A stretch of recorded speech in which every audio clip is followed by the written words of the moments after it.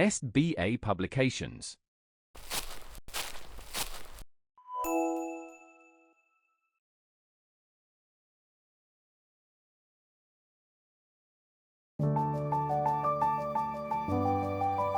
नमस्कार प्यारे बच्चों, कैसे हैं आप सब।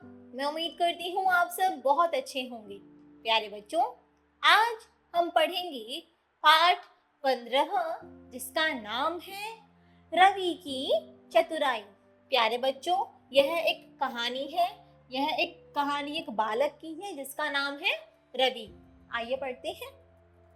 रवि पढ़ते पढ़ते सो गया था। अचानक उसे लगा कि किसी ने उसके कमरे की बत्ती बंद कर दी हो। उसने हड़बड़ाकर आंखें खोली तो एक हृष्ट पुष्ट भयंकर व्यक्ति को अपने पास खड़ा पाया। उसे देखकर रवि कांपने लगा और उसने चिल्लाना चाहा, परंतु उस डरावने आदमी ने एक हाथ से उसका मुंह बंद कर दिया। यह है वह बालक रवि और यह है वह भयंकर आदमी। रवि समझ गया कि यह चोर है। वह उससे बचने का उपाय सोचने लगा। तभी चोर रवि के कान में फुसफुसाया, चुपचाप पड़े रहो, जैसा कहता हूँ वैसा ही करो, नहीं तो तुम्हारा काम तमाम कर दूंगा, मतलब तुम्हें मार दूंगा। बताओ घर में रुपए पैसे कहाँ कहाँ छिपा कर रखे हैं। इतना कहकर चोर ने रवि के मुंह से हाथ हटा लिया। रवि कुछ देर चुप रहा। वह चोर से निपटने की योजना बना रहा था। उसने चुपके से पलंग के पास लगा एक स्विच दबा दिया ताकि पिताजी को सावधान किया जा सके। देर होते देखकर चोर ने रवि का कान मरोड़ दिया। रवि दर्द से बिलबिला उठा और बोला, बताता हूँ अंकल, बताता हूँ, रुको। पिताजी ने सारे रुपए पैसे घर से बाहर कुछ दूरी पर छिपा कर रखे हैं। घर से बाहर? हाँ अंकल, ढेर सारे रुपए, ढेर सारे। हाँ अंकल, ढेर सारे। आप तो जानते ही हैं कि मेरे पिताजी कितने मालदार आदमी हैं। उनके पास बहुत अधिक धन है। वे अपने रुपए पैसे बैंक में जमा न कराकर जमीन में ही गाड़ कर रखते हैं। रवि ने चोर को उलझाया। लेकिन तुम्हें कैसे पता कि रुपए पैसे जमीन में हैं? एक दिन पिताजी मेरी माँ को बता रहे थे, तब मैंने चुपके से सुन लिया था। अरे वाह, तुम तो बहुत चतुर लगते हो। तुम मुझे वह जगह दिखा दो जहां माल छिपा कर रखा है। अंकल, मैं आपको उस स्थान के बारे में बता तो दूंगा, पर क्या आप सब कुछ याद रख पाएंगे? हाँ, मुझे याद रहेगा, तुम बताओ तो सही। अंकल, मुझे ऐसा नहीं लगता। आप सच सच बताइए कि आप चौथी कक्षा में कितनी बार फेल हुए थे? बकवास बंद कर, चुपचाप सब कुछ बता। चोर चिल्लाने लग गया। नाराज मत होइए अंकल, सुनिए और याद रखने की कोशिश कीजिए। वक्त बर्बाद मत कर, बता कहाँ दबाए हैं रुपए। सुनिए, पूरा ध्यान लगाकर सुनिए।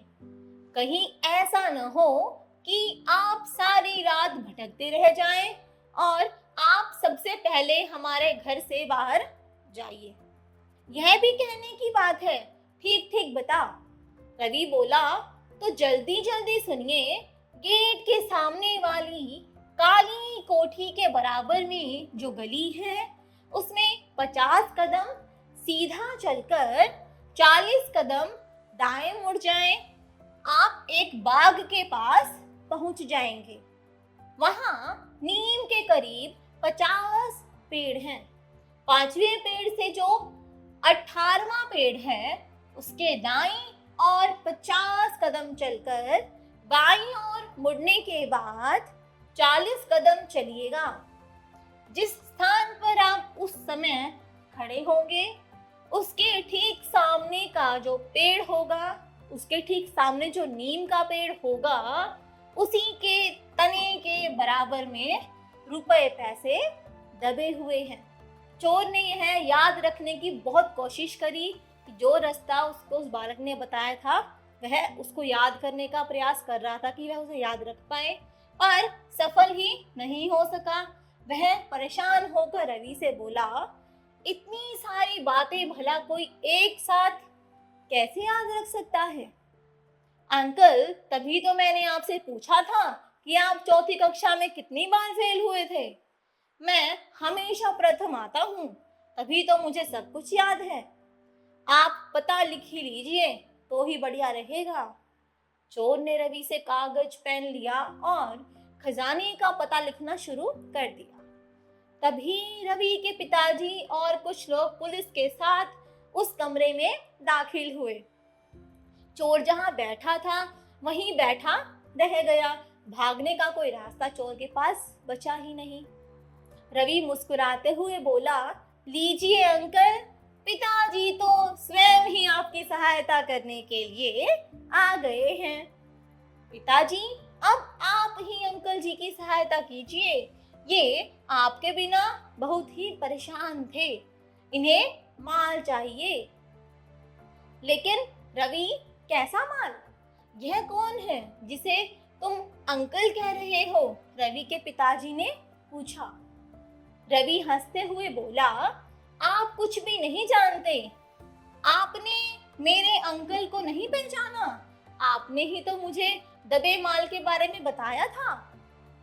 आसपास खड़े सभी लोग समझ गए कि रवि ने सारा किस्सा स्वयं गढ़ा है। यह सब चोर को पकड़वाने का उपाय था और कुछ नहीं। पुलिस ने चोर को पकड़ लिया और सभी लोगों ने रवि की चतुराई की खूब प्रशंसा की। प्यारे बच्चों, आपने देखा किस प्रकार रवि ने उस चोर को पकड़वाया। वह बालक तो छोटा ही था, परंतु बहुत ही समझदार था। उसने अपनी होशियारी से, अपनी चतुराई से आखिरकार उस चोर को पुलिस के हाथों पकड़वा दिया। आइए पढ़ते हैं शब्दार्थ। हृष्ट-पुष्ट, मोटा ताजा या स्वस्थ। फुसफुसाना, धीरे से बोलना। बिलबिलाना, पीड़ा आदि से विह्वल होना। मालदार, धनवान। बकवास, बेकार की बात। बर्बाद, नष्ट। भयंकर, डरावना। माल, धन दौलत। कोशिश, प्रयास। दाखिल होना, प्रवेश करना। प्यारे बच्चों, आगे आपको अभ्यास कार्य दिया गया है और ये सारा अभ्यास कार्य इसी पाठ पर आधारित है जो अभी हमने पढ़ा है। प्यारे बच्चों, मैं उम्मीद करती हूँ आपको पढ़कर अच्छा लगा होगा, समझ आया होगा। आज के लिए इतना ही। मिलते हैं अगली कक्षा में एक नए विषय के साथ। धन्यवाद।